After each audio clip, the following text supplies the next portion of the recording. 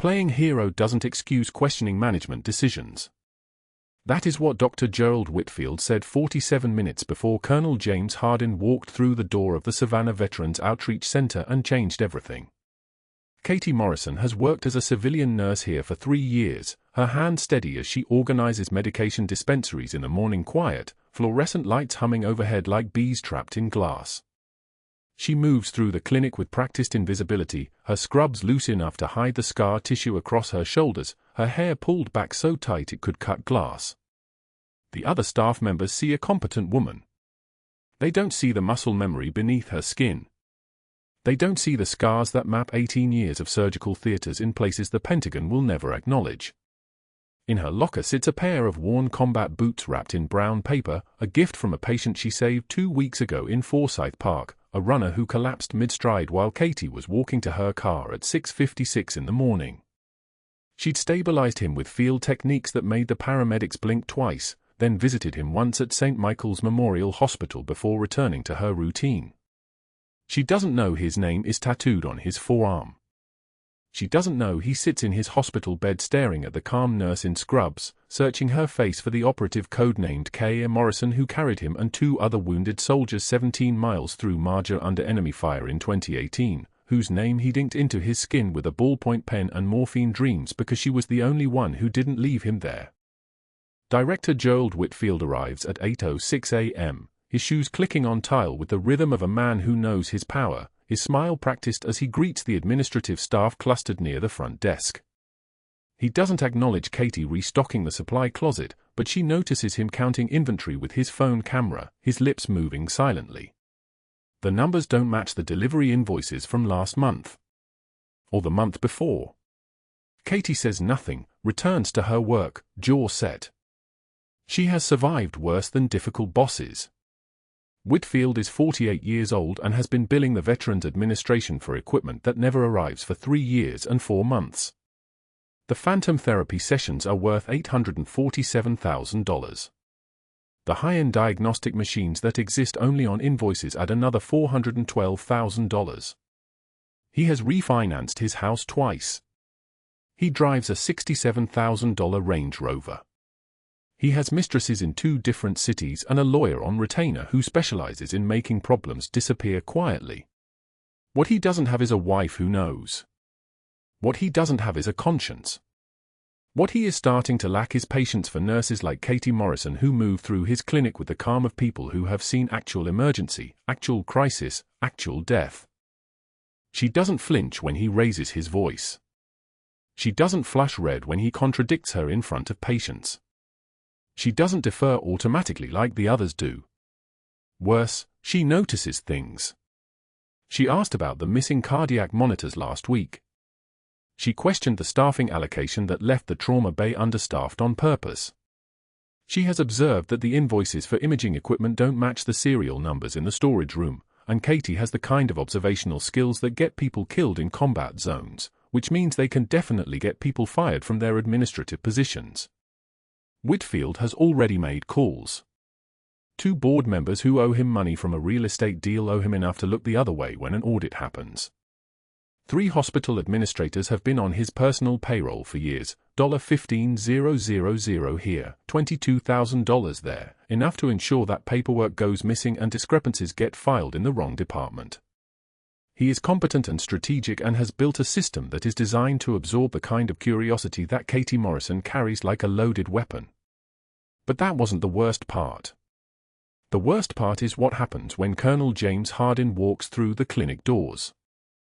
He is here for a routine follow-up appointment, released from St. Michael's 3 days ago with clear cardiac imaging and a clean bill from the cardiology team. His name is James Marcus Hardin, age 52, rank colonel. Current assignment Delta Force, Fort Bragg rotation. He has medals in a safe deposit box. He has a daughter he sees twice a year. He has a tattoo on his forearm that reads K. Morrison in shaky ink from a field hospital in Helmand Province, and he has thought about that name every single day for 17 months. Katie is at the medication station when he enters the clinic, so she doesn't see him until he's already at the front desk, and when she looks up, her hands don't tremble. They don't stop moving. She continues counting the 0.5 milligrams tablets of lorazepam into a 30-count bottle with the same steady precision she's always used. Her heart doesn't accelerate. Her breathing doesn't change. This is what muscle memory teaches you in dark places with wounded soldiers and limited supplies. Don't telegraph. Don't advertise. Don't let the room know you've already assessed all 17 exits and the 2 viable extraction routes. Colonel Hardin doesn't see her. He's focused on the intake forms, on explaining his symptoms to the administrative assistant, on checking the box that says no allergies and no current medications. His shoulder heals well. His cardiac function is improving. He is cleared to return to active duty in 6 weeks. He has no idea that the nurse who stabilized him in Forsyth Park with hands moving like she'd done it 1,000 times before is 3 feet away, counting pills and looking at nothing. Katie finishes the tablet count, caps the bottle, labels it with the date and her initials, KM, and files it in the locked medication cabinet. She can feel the weight of those boots in her locker. She can feel the memory of his hand pressing them into her chest, his voice raw from the pain of moving, his whisper, "Thank you. Thank you. I don't know your name but thank you." She'd said nothing. She'd nodded, collected the boots, walked to her car, and driven to a civilian life that doesn't quite fit her anymore.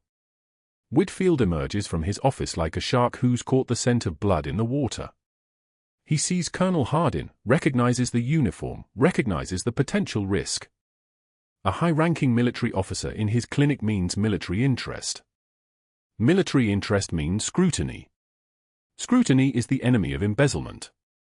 Whitfield's smile doesn't falter, but something shifts in his eyes, a calculation, a reassessment. He walks toward Colonel Hardin with his hand extended, introducing himself, noting the combat ribbons, the bearing, the kind of man who has seen classified things and kept classified secrets. But Katie isn't watching Whitfield. She's watching how Hardin's eyes move when he stands, searching the room, searching the faces of the staff, searching for the calm nurse who knelt beside him on asphalt still warm from yesterday's rain and pressed her fingers into his chest cavity and brought him back. He doesn't find her. Or rather, he finds her, but he doesn't see her.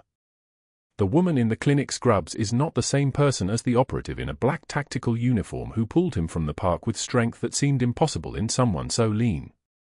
Time changes faces. Civilian clothes change context. 3 years of peace change everything.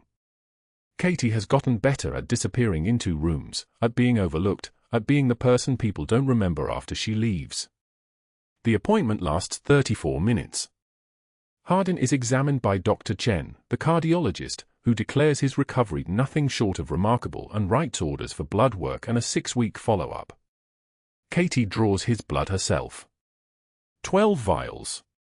She is gentle with the needle, professional, and doesn't make eye contact. Her voice when she speaks is soft, deferential, exactly what a civilian nurse should sound like. Just a little stick. "You're doing great." Hardin watches her. She can feel it. She doesn't acknowledge it. The needle goes in. The blood flows. A 14-gauge angiocath needle. Smooth insertion. No hemolysis. No complications. Her hands are steady because her hands have done this work in field hospitals with mortar rounds shaking the tent walls, and so a quiet clinic in Savannah is nothing. It's a meditation. It's muscle memory that doesn't get tired. When it's done, she labels the vials with his name and medical record number, maintains her composure, excuses herself to process the samples. She doesn't look back. She walks through the clinic corridors with the kind of purposeful calm that comes from knowing exactly where you are in relation to all exits, and she reaches the laboratory and sets his blood samples in the processing queue and steadies herself against the stainless steel counter because her hands are shaking now, finally, in the privacy of a room with no windows. The trembling isn't fear. It's restraint. Whitfield watches from the hallway, observing Katie's perfect composure during the appointment, observing how she anticipates Hardin's needs, how she reads his pain level from his breathing pattern, how her clinical assessment is right every single time. He sees a nurse who is too competent for a civilian clinic. He sees a nurse who notices things. He sees a threat. And he makes a decision. Not yet. Not today. But soon. Very soon. The conference room at St. Michael's smelled like burnt coffee and the particular staleness of a space where hard decisions happened. 12 people sat around a table scarred with coffee rings, their folders open, their expressions neutral. Katie Morrison sat between the infection control nurse and a medical records coordinator, her own folder closed in front of her, her hands folded. She had learned long ago that stillness was a kind of armor. Dr. Gerald Whitfield stood at the head of the table, PowerPoint remote in his hand. He was 63, with a kind of surgical precision in his appearance that came from spending more time on his watch than his patients, titanium cufflinks, tie clip worth $600, teeth whitened to an almost chemical brightness. He had been running through budget updates for 15 minutes when he pivoted. Before we adjourn, we need to address a protocol violation. His voice had that particular tone of regret that meant he had been waiting to say this. 2 weeks ago, during the Chen cardiac event in Forsyth Park, one of our staff members exceeded her scope of practice. She treated someone off-premises without authorization. Without documentation. Without supervision. He didn't say Katie's name. He didn't have to. Katie's coffee cup, a hospital-issued ceramic with a faded logo, didn't shake in her hand. Her face showed nothing. Her jaw clenched once, a micro-expression of tension, and then released. She had held worse things than silence. She had held dying soldiers in her arms while mortars fell around them. Whitfield clicked to a PowerPoint slide, unauthorized emergency intervention, liability concerns. "We're not battlefield medics here," he said, looking directly at her now. His tone was conversational, almost friendly, but the words were calculated. "We follow proper channels.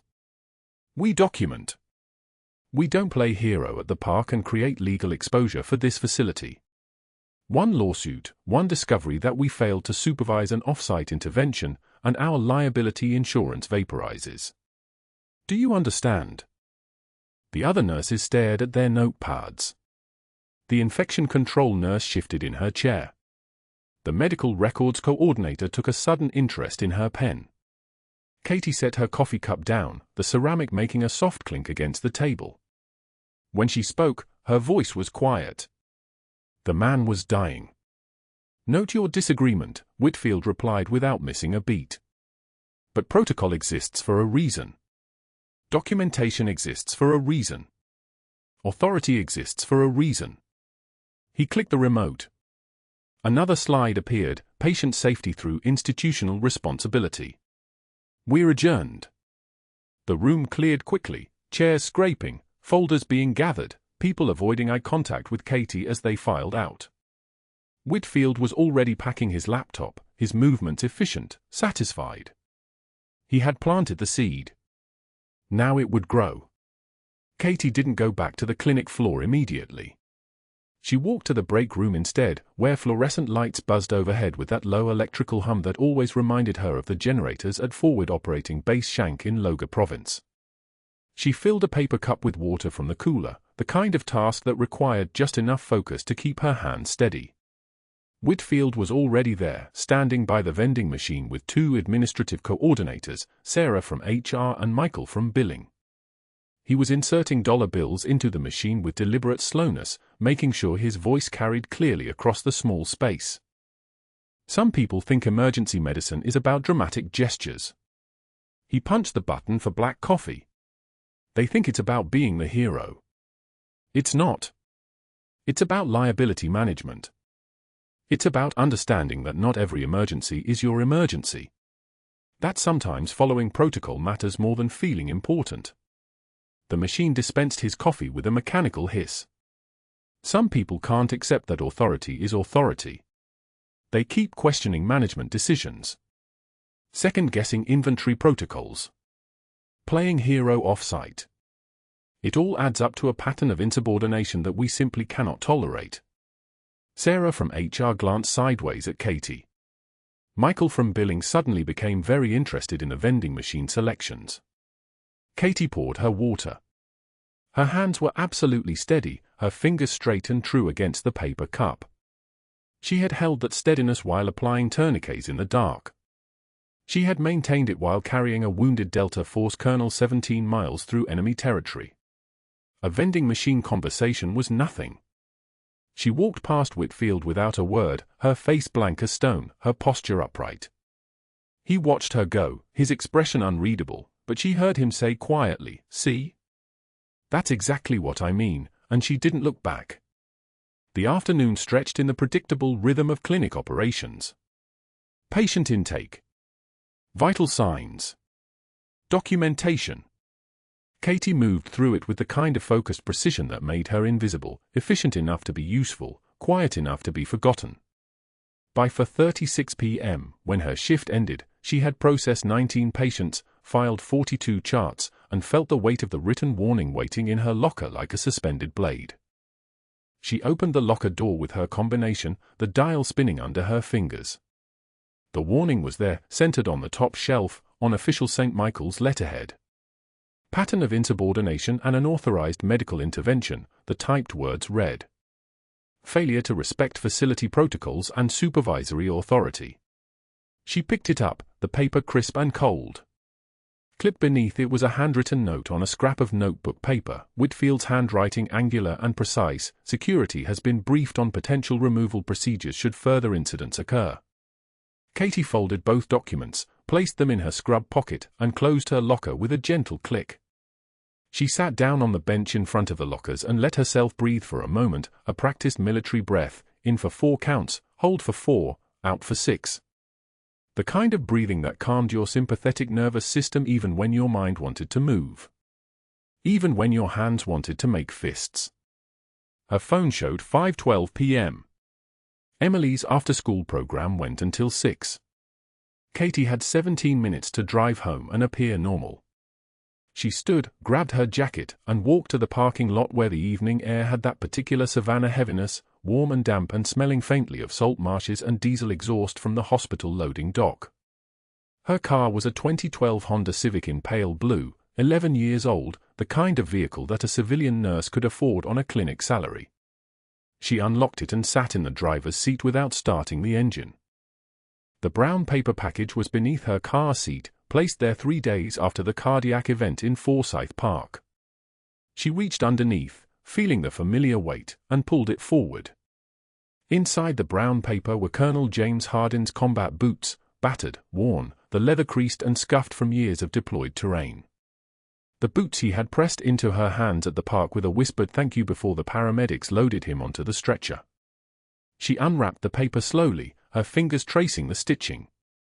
The boots smelled like dust and deployed ground and the particular oil used on military equipment. They smelled like mission. They smelled like a part of her that had no place in a civilian clinic in Savannah, Georgia. Katie sat there holding the boots in her hands, her face absolutely still, her jaw set hard enough to crack teeth. A formal written warning. A note about removal procedures. A supervisor who understood that she was dangerous not because she would hurt anyone, but because she would see through the lies.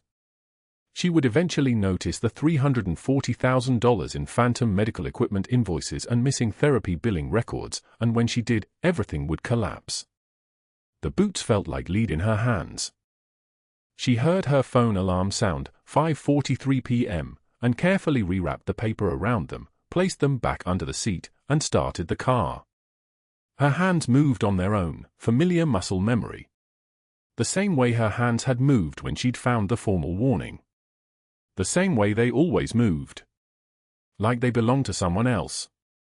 Someone with skills that didn't match the person she was supposed to be. 2 weeks dissolved into the kind of silence that fills a hospital corridor at 3 in the morning, the kind Katie had learned to recognize as danger. The Savannah Veterans Outreach Center's annual fundraiser fell on a Thursday evening in late September, the kind of night where donors in expensive suits mingled with board members and decorated veterans under chandeliers that cost more than Katie's annual salary. The invitation sat on her kitchen table for 3 days before she threw it in the recycling bin. Then she pulled it back out.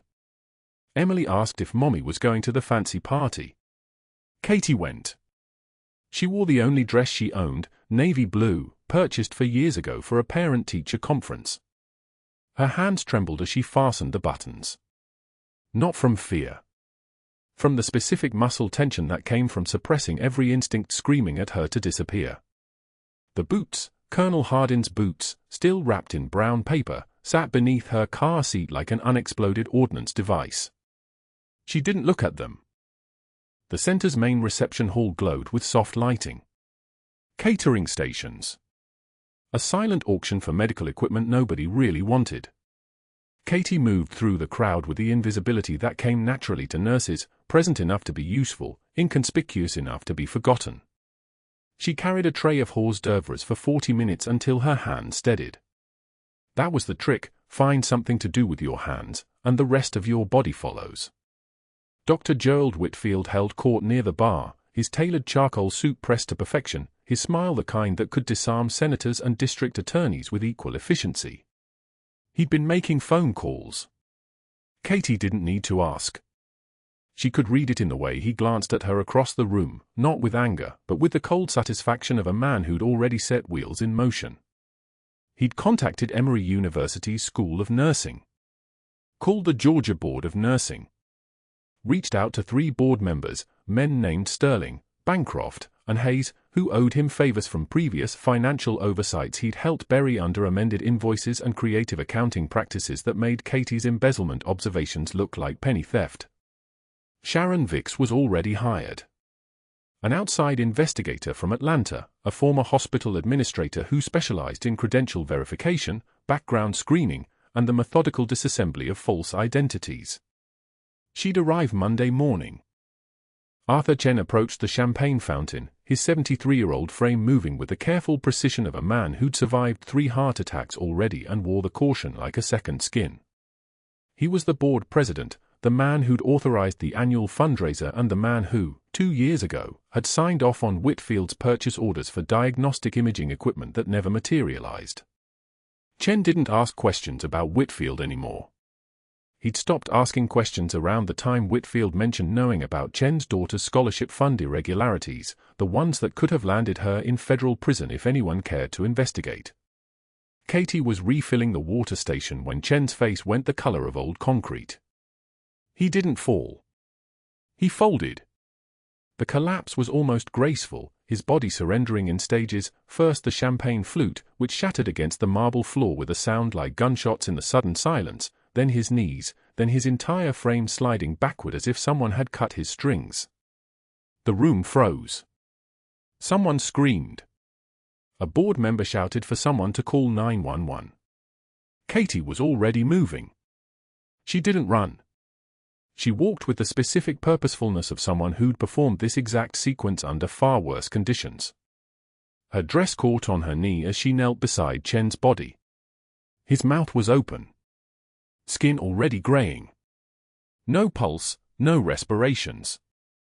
Pupils fixed and dilated. "Nobody touch him," Katie said. Her voice had changed. Gone was the deferential nurse, the woman who apologized for breathing in Whitfield's presence. This voice came from a chest that had breathed diesel smoke and gunpowder. This voice carried command authority. "Someone get me a knife. Now." A catering server handed her a butter knife. Katie shook her head. "Larger. Serrated edge. Now." She got a steak knife from the kitchen, 20-second delay that felt like geological time. The room had compressed into a small circle around Chen's body. Whitfield stood at the periphery, his face a landscape of shifting calculations. Katie positioned Chen on his back, exposed the anterior chest wall, and located the 5th intercostal space, the space between the ribs, just below the nipple line, where the left anterior thoracotomy would give her direct access to the pericardium and the chambers of the heart. "Call 911 if you haven't already," Katie said. "Tell them code blue, adult male, cardiac arrest, 7 minutes down, field thoracotomy in progress. ETA 12 minutes to St. Michael's." She didn't wait for confirmation. The knife went through skin and tissue with the kind of decisive pressure that only came from hands that had done this for real, not on a simulation mannequin in a classroom. The muscle memory wasn't hers. It was Catherine Morrison's. The Master Chief's. The hands moving on their own as they'd moved 17 miles through Marja, as they'd moved in the field hospital at Kandahar, as they'd moved 1,000 times in scenarios that were never supposed to surface in the middle of a fundraiser in Savannah, Georgia. Blood. Dark red. Thick. The smell of iron and copper filling the space between her and the man she was trying to save. Katie pushed the knife deeper, following the anatomical pathway she wasn't supposed to remember. Fourth intercostal space. The pleural cavity. Then the pericardium, the membrane that surrounded the heart like a silk glove around a failing engine. She opened it with her fingers. Chen's heart was still, pale, flaccid. A muscle that had quit. Katie's hand went into the chest cavity, wet warmth, slippery tissue, the specific texture of human anatomy when it was exposed to air and fingers instead of remaining locked behind bone and skin where it belonged. She performed direct cardiac massage. Her fingers wrapped around the ventricles. Gentle. Precise. Squeezing at the rate she could maintain, 1 compression per second, the rhythm that kept blood moving to the brain, kept the mitochondria of Chen's cells fed with oxygen instead of sliding into death. Compress. Release. Compress. Release. The room had gone silent except for sirens in the distance. Someone was crying. Katie continued the compressions without variation, without tremor, without the slightest acknowledgement of the stairs boring into her back like laser sights. His rhythm, she said. Not a question. A demand. Her eyes never left Chen's exposed chest. A board member fumbled for his phone. I don't know how to. Someone call the hospital. Tell them he's got sinus rhythm, weak but present. We need a trauma surgeon ready for closure. Now. The sirens grew louder. Tires on asphalt. Boots on the reception hall's marble floor as paramedics burst through the doors with equipment and questions. Katie continued the compressions through their arrival, through their assessment, through the moment one of them, a woman with a sergeant's patch and eyes that had seen enough, recognized what she was watching. Did you? The paramedic began. 14 minutes down, Katie said. Direct cardiac massage, anterior thoracotomy with local instruments. He coded at the champagne station. Witnessed arrest. I have a rhythm. She stepped back and delivered the compressions to the paramedic's hands without breaking rhythm. The transition took 3 seconds. The paramedic was competent. Katie could feel it in how smoothly she took over the compressions, in how quickly her partner began preparing the portable monitor, in how one of them glanced at Katie with an expression that existed somewhere between clinical respect and profound confusion. You're a surgeon? The sergeant asked. Nurse, Katie said. She stepped back as they loaded Chen onto the stretcher. Her dress was soaked. Red. His blood. It was already drying at the edges, turning brown, the way blood does when exposed to oxygen. She looked at her hands. Steady. Dry. Not a tremor. The paramedics moved with practice speed toward the ambulance. Chen's unconscious face disappeared into the tunnel of fluorescent light and emergency protocol. Within 90 seconds, they were gone. The only evidence they'd ever been there was a stain on the marble floor shaped like a question mark. Dr. Gerald Whitfield stood motionless near the champagne fountain, his face a perfect mask of concern. But his eyes were calculating. His hands were clenching and unclenching at his sides like a predator reassessing its prey. Katie walked to the restroom and washed her hands for 3 minutes under scalding water. The red spiraled down the drain like a visual apology. She looked at her reflection in the mirror. The woman staring back at her was unrecognizable. Or perhaps too recognizable. Too competent. Too trained. Too much like someone with secrets that didn't fit the professional identity she'd spent 3 years constructing. When she emerged, Whitfield was on his phone in the hallway, his voice low and controlled. Sharon, I need you to move the timeline up. Monday morning. Yes, I understand it's short notice. I have a situation that requires immediate clarification of this employee's background. Pause. No, she hasn't said anything. That's exactly what concerns me. She performed open-chest cardiac massage at a public event using a steak knife. Either she's received military surgical training or we have a serious credentialing problem. Either way, I need answers before she works another shift. Katie's phone began ringing as she reached her car. Unknown number. Then another call. Then a text message from the center's administrative coordinator, Drive W has suspended you pending investigation. Effective immediately. Details will be mailed. She sat in the driver's seat without starting the engine. The boots. Colonel Hardin's boots. His hands pressing them into hers that morning in Forsyth Park, his voice cracked with gratitude and shock, and the specific gratitude that came from knowing that someone had reached into chaos and pulled you back. His whispered words, "Thank you." "Your name, what's your name?" And Katie, or the woman pretending to be Katie, had stepped back into the ambulance and never answered. Her phone rang again. The St. Michael's Trauma Surgery Department. A surgeon named Dr. Reeves asking if she was available to consult. No. Then the question that turned her blood to ice, the paramedics mentioned you were a civilian nurse. They also said you performed the most technically proficient emergency thoracotomy they've ever witnessed. Where did you train? Katie hung up. The sun was setting over Savannah, turning the humid air into copper and ash. Somewhere, Arthur Chen was being prepped for surgical closure. Somewhere, Sharon Vicks was checking her calendar for an early morning drive from Atlanta. Somewhere, Whitfield was making calls to colleagues, trading favors, activating the network of people who owed him silence. And somewhere inside her chest, the woman who'd been Master Chief Petty Officer Catherine Morrison, the ghost they'd ordered to stay dead, was waking up. But that wasn't the worst part.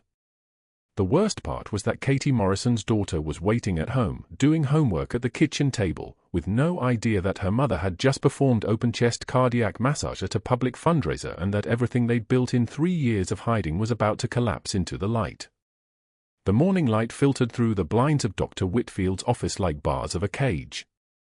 Katie sat across from his mahogany desk, her hands folded in her lap, still wearing yesterday's scrubs because she'd driven straight from home at 6 in the morning, unable to sleep.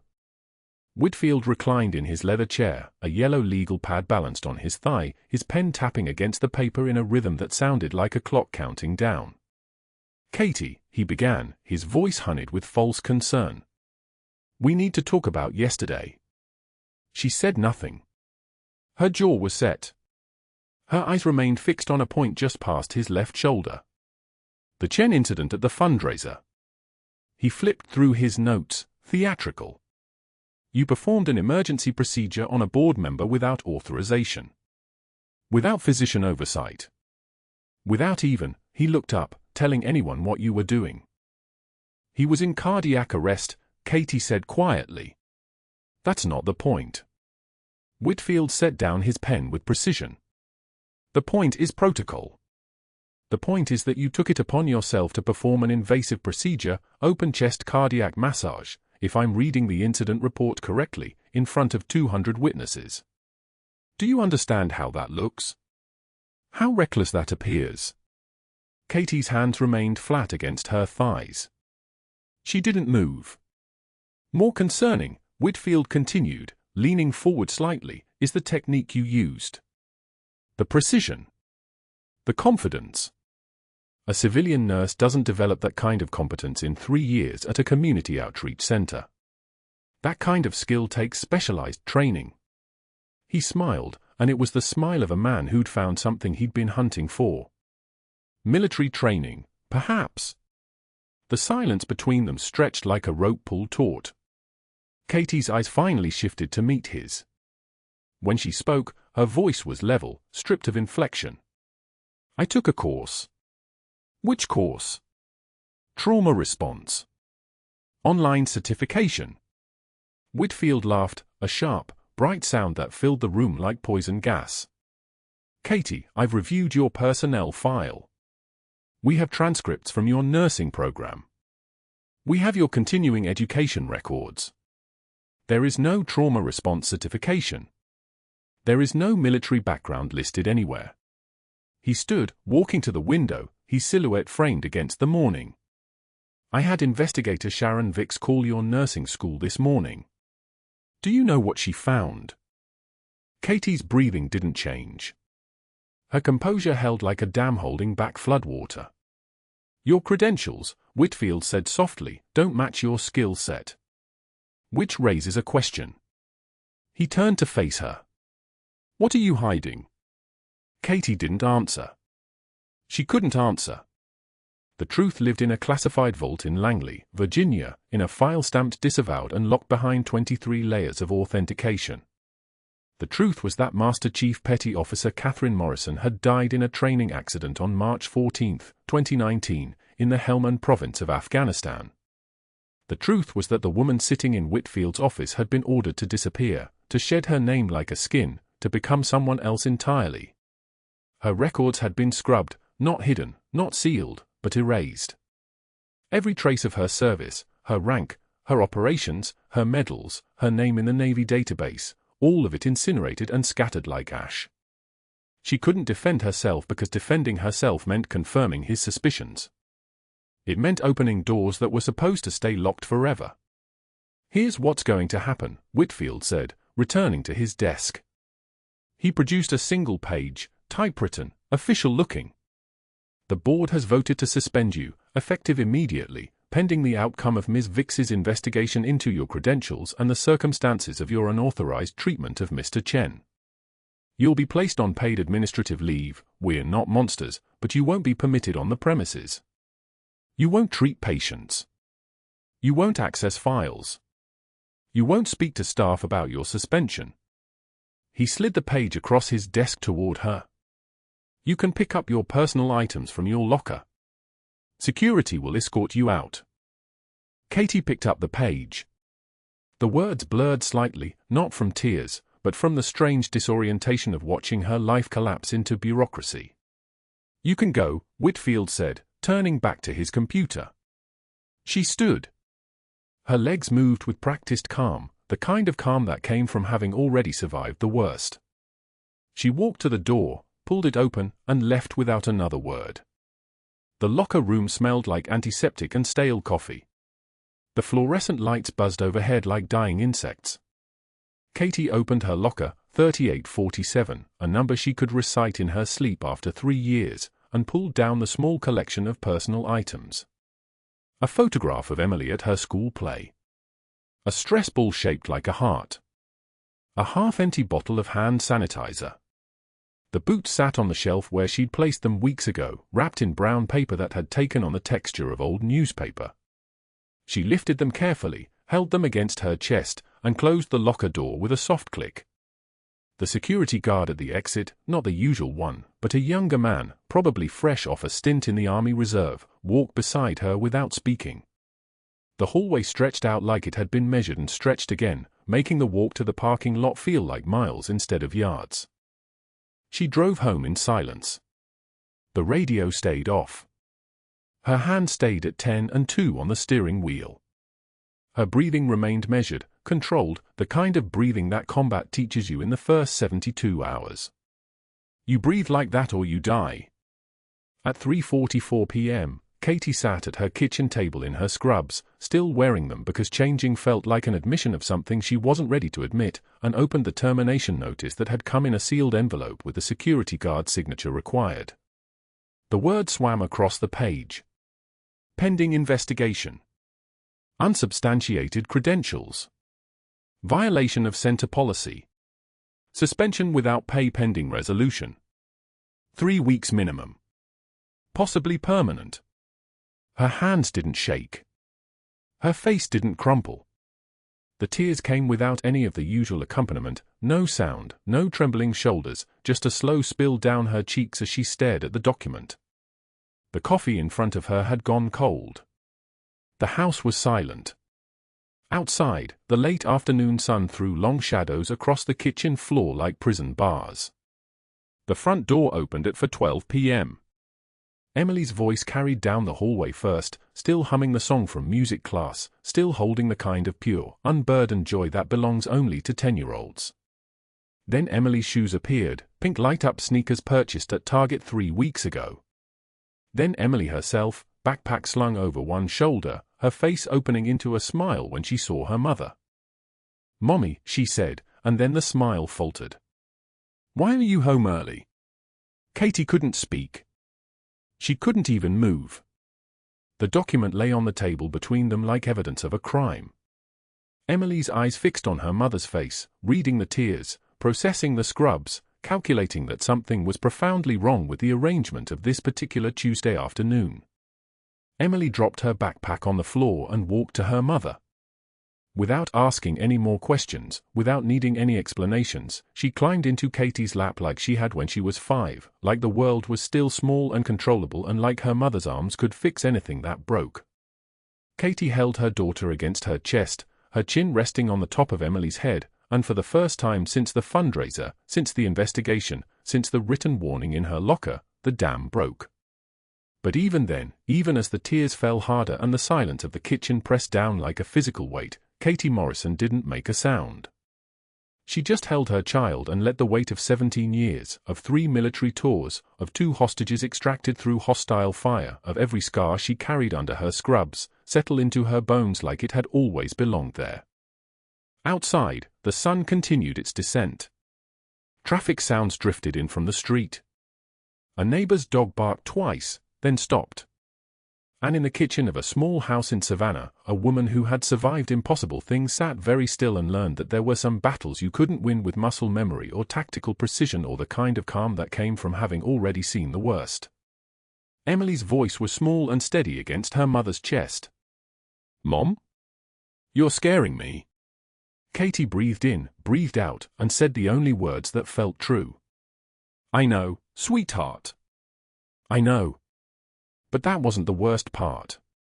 The worst part was that she had no idea what was about to walk through that door, or that in exactly 72 hours, her daughter would see her mother stand in a room of strangers and command it like she'd been born to authority. That Emily would watch a general read her mother's classified service record aloud.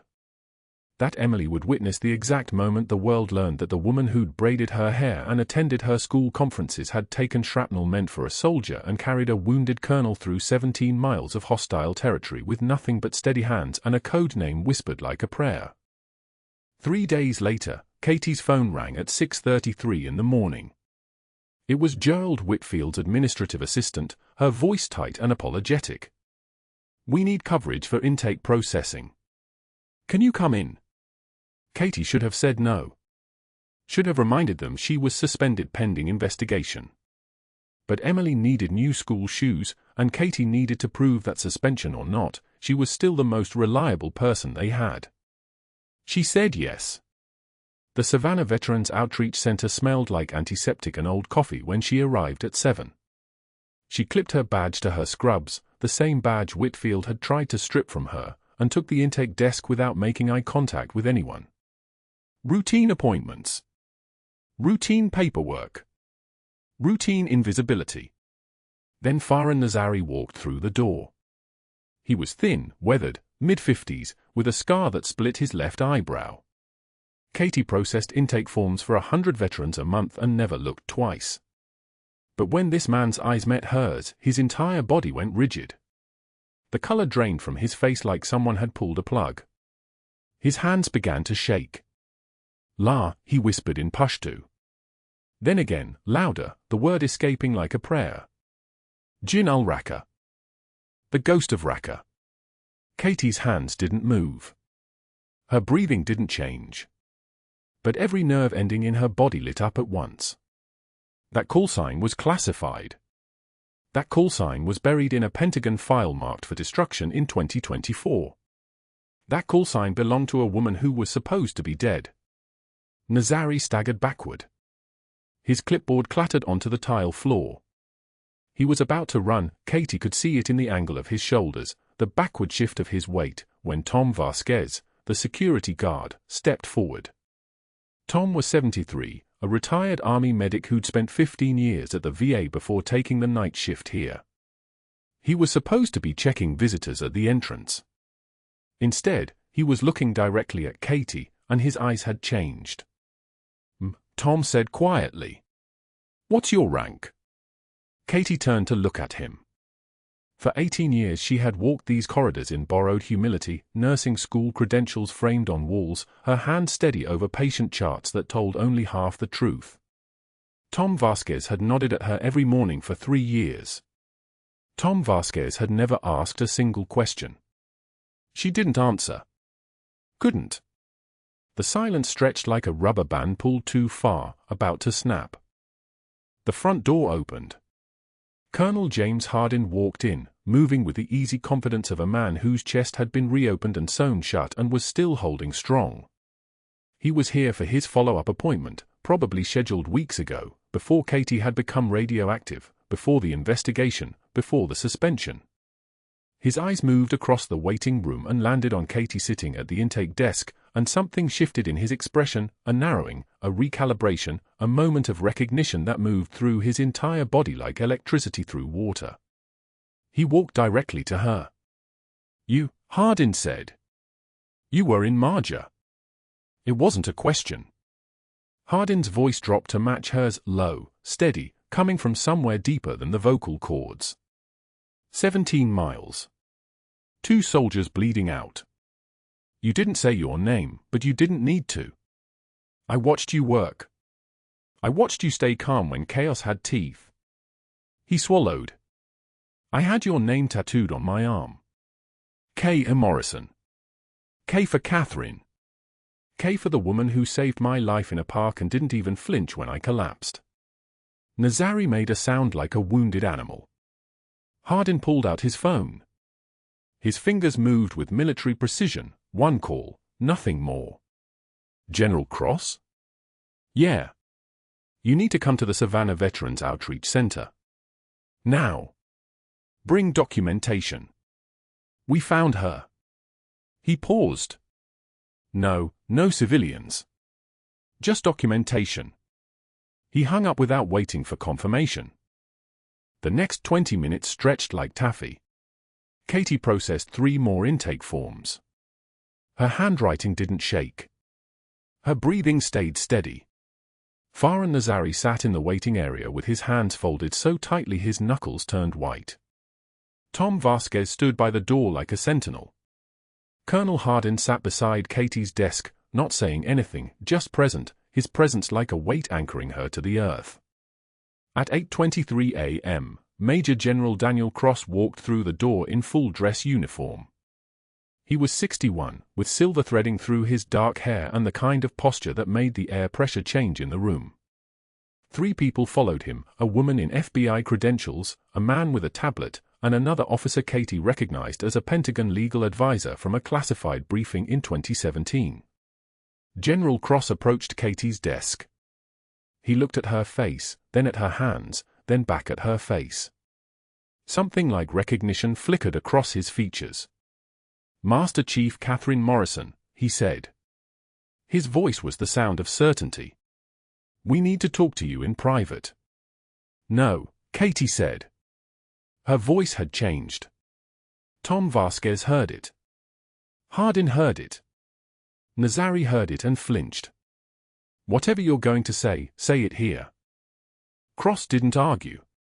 He pulled out a classified file, and when he opened it, Katie saw her own photograph staring back at her, younger, in combat fatigues, the call sign Ijin al-Rakat printed beneath in red letters. Cross began to read, and his voice carried the weight of official documentation. Bronze Star for Valor in Kandahar Province, 2015. The room went silent. Silver Star for Exceptional Bravery in Helmand Province, 2017. Hardin closed his eyes. Navy Cross, First Award, for Extraordinary Heroism in Marja, 2018, during Operation Enduring Freedom extraction of 8 civilians under active hostile fire. Katie's hands remained on the desk. She didn't move. She didn't flinch. Navy Cross, Second Award, for Meritorious Combat Action, 2019, classification level still restricted. The silence was so thick you could operate in it. Navy Cross, Third Award, for Valor in Action, 2020, classification level still restricted. Tears appeared on Nazari's face. Not tears of sadness. Tears of someone who had finally understood exactly what death had looked like 18 months ago, and why he'd survived while better men had fallen. Cross continued. 2 Purple Hearts. For years in Joint Special Operations Command. 12 years active duty naval special warfare. And one final record, Master Chief Petty Officer Catherine Morrison was declared killed in action during a training accident in 2019. Your entire service record was sealed and classified for a minimum of 50 years. You were officially erased. Arthur Chen wheeled himself out from the hallway, pushed by his physical therapist. His face was pale, but his voice was steady. "She took shrapnel meant for me," Chen said. His eyes met Katie's. "In Marja. 2018, we were extracting 2 wounded soldiers, and there was incoming fire from a compound overlooking the extraction point. You didn't have a choice. You threw your body over mine and that private from 3rd Battalion while the mortars came down. The shrapnel went through your trapezius, your left shoulder blade, your triceps. You kept moving. You kept the compression on his leg wound. You stayed calm." Katie turned her head to look at him. For the first time in 3 years, she saw recognition there, not the Arthur Chen who'd collapsed at the fundraiser, but a memory of a younger man bleeding out in a combat zone, and a woman's steady hands keeping him alive. The room went dead silent. 10 full seconds of silence. Nobody moved. Nobody breathed. Then Chen wheeled closer to the administrative office, where Dr. Gerald Whitfield stood frozen, his face white, his mouth opening and closing like a fish drowning in air. "The investigation you initiated," Chen said, his voice carrying the weight of a patient who'd spent 20 years as a naval officer before becoming a businessman, "was quite thorough. Our auditors were very thorough. They found something interesting in your authorization codes. $34,000 in false billing. Phantom therapy sessions. Medical equipment that never arrived. Payment routing to 3 separate shell companies registered in Delaware and the Cayman Islands. All of it signed by you. All of it prosecutable." 2 FBI agents moved forward. One of them had Miranda rights memorized so well they fell from his mouth like an incantation. The other removed a folder from his briefcase and began reading Whitfield's options: fraud, embezzlement, conspiracy, conspiracy with a federal contractor, money laundering. The words kept coming. Whitfield reached for something to hold onto, the edge of his desk, and found nothing there but air. They walked him out in handcuffs while the entire clinic staff watched. He passed Katie's desk, and for one moment their eyes met. He was trying to say something. His mouth was moving, but no sound came out. It didn't matter. Katie had nothing left to give him, not anger, not satisfaction, not even acknowledgement. He was already gone. The federal prosecutor entered through the front doors, and Whitfield disappeared into the parking lot like he'd never existed at all. General Cross turned back to Katie. His expression was unreadable. "Your record has been officially unsealed as of 6 o'clock this morning. Your dishonorable discharge has been expunged. Your service record restored. You're no longer dead, Master Chief. The question is, what are you going to do with the life you've been given back?" Katie stood. When she did, her posture shifted, the careful nurse's hunch vanished, replaced by the straight spine of someone who'd carried wounded men across 17 miles of burning sand. When she spoke, her voice had dropped an octave. It was the voice of someone who'd made life-or-death decisions without flinching, who'd held rank in combat, who'd trained soldiers in emergency field medicine, who'd stared at chaos and turned it into order. "I'm going to do exactly what I've been doing," Katie said. "I'm going to help people who've been abandoned." Emily appeared in the hallway. Her school principal had called. Arthur Chen had made the arrangements. A 10-year-old girl in a purple backpack stood in the doorway of the Veterans Outreach Center, staring at her mother in uniform, not the scrubs uniform, but the dress uniform that General Cross's aide had brought. Emily's eyes filled with tears. "Mommy." Emily's voice was small and certain at the same time. "Are you a hero?" Katie knelt. She looked directly at her daughter. She took a breath that came from 17 miles of Marja, from 2 Purple Hearts, from 3 Navy Crosses, from 18 years of lying quietly while the world made its assumptions about a woman named Katie Morrison. "I'm someone who helps people," Katie said. "That's all. That's enough." Emily launched herself into her mother's arms, and Katie held her the way she'd held wounded soldiers, with absolute certainty, with hands that didn't shake, with the kind of calm that only comes from having already survived the worst. Subscribe to witness more moments when quiet strength becomes impossible to ignore. Like this video and comment if you were Katie. Would you have come forward when the truth finally arrived? The answer might surprise you.